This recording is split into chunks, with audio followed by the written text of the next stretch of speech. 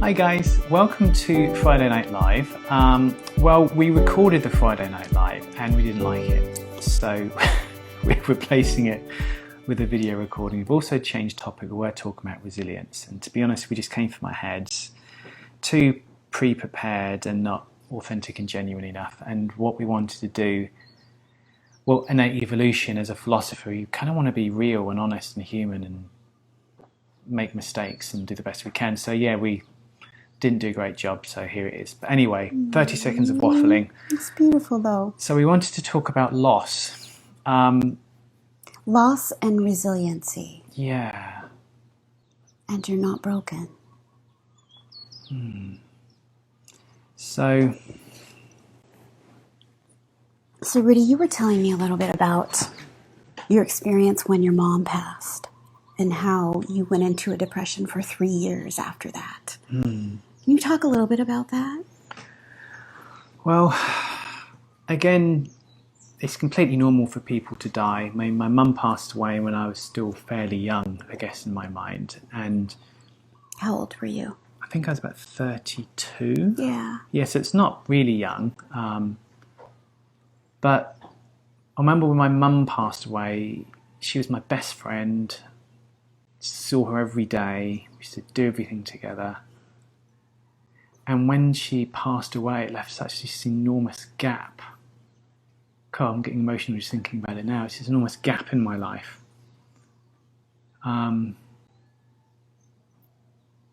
She was kind of like my supporter, my cheerleader, and like my home, in a sense.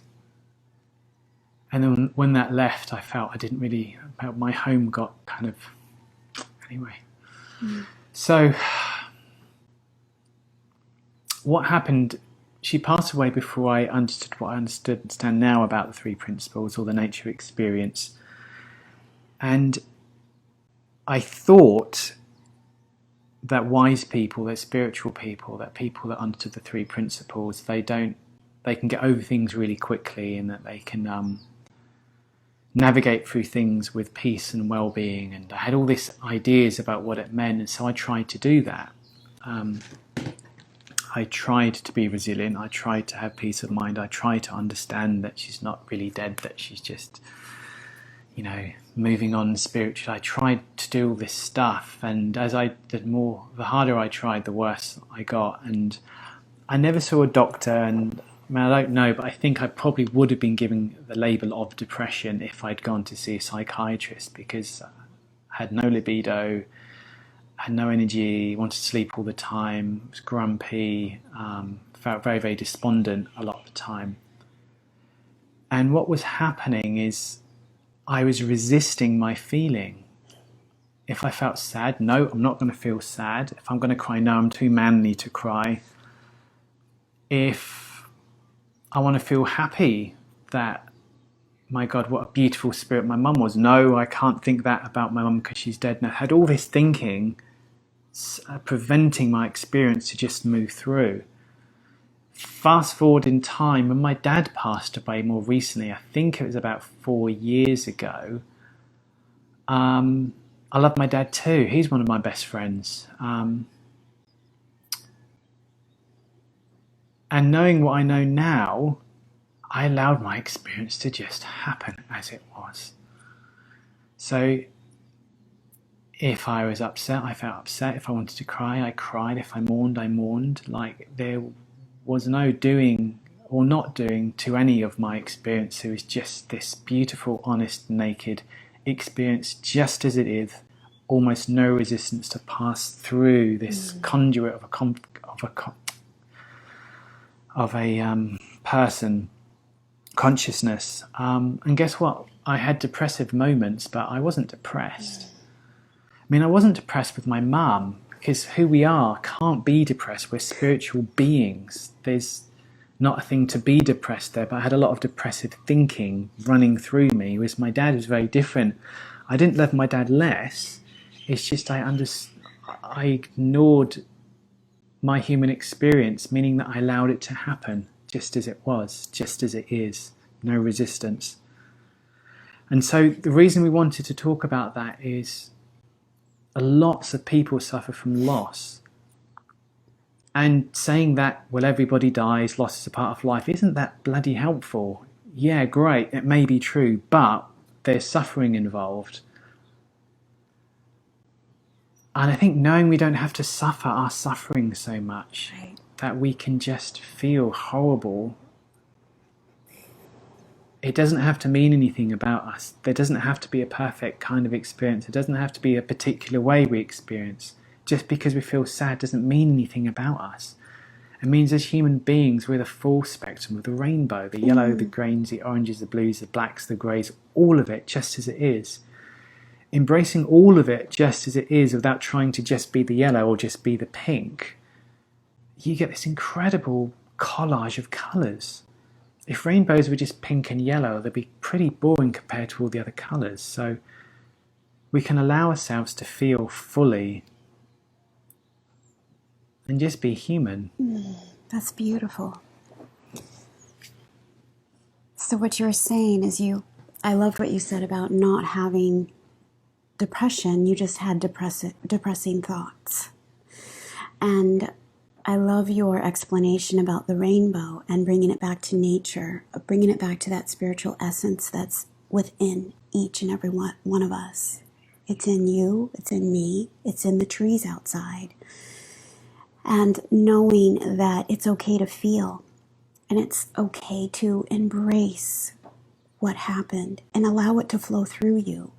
And know that there are going to be days, there's going to be ebbs and flows, there's going to be cycles, there's going to be tears, and there's going to be laughter. That's all part of nature. When a tree loses its leaf, the tree doesn't mourn. The leaf falls down to the ground, and with that falling, it nurtures the ground, the new place of residence on the ground, and the nutrients go back up into the tree again. And it leaves new life for new buds up above. The tree isn't constantly green. Sometimes the trees appear dead, but it isn't. It's just going through the cycle of life. When I lost my fiance, I had a lot of thinking that I needed to be strong, just as you did. I had a lot of thinking that I needed to resist the thoughts and lift my chin up and get over it right away. But what that did, essentially, is created a space for more negative thinking about myself. I had more thoughts on top of the what is, that I wasn't getting through it fast enough, that I was crying too much. And then when it came time for Sophia to transition, my daughter Sophia, I knew what was coming, and I knew the feelings were going to be fierce and were going to be strong. And I knew it was okay to feel those feelings. I knew it was okay to cry. I knew it was okay to allow them to pass through, just like a contraction, just like the ebbs and flows of life. When we start resisting the what is and start thinking about the way we should be, it just creates more resistance, more hurtful feelings deep inside about ourselves. And if we can release that and allow things to just flow, we feel better. So I guess what we wanted to say is it's okay to be human. Your humanness is your strength. It's not strong to lift your chin up, to be strong, and you're going against nature. It's like a storm blows through and nature tries to stop the storm. Like, your humanness is your superpower. It's your ability to be humane, to have humility. And it's those qualities that open your heart up to this divine orchestra of something beautiful and beyond us, but through us. Right. I'm trying to describe the indescribable. I like to think of the more vulnerable, this is just a word, the more vulnerable you allow yourself to be, the stronger you realize you are. And you're not broken. Never broken. Never was. Never will be. We're human.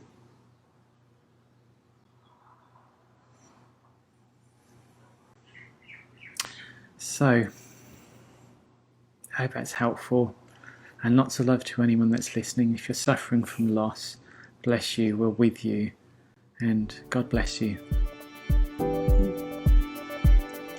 Bye for now.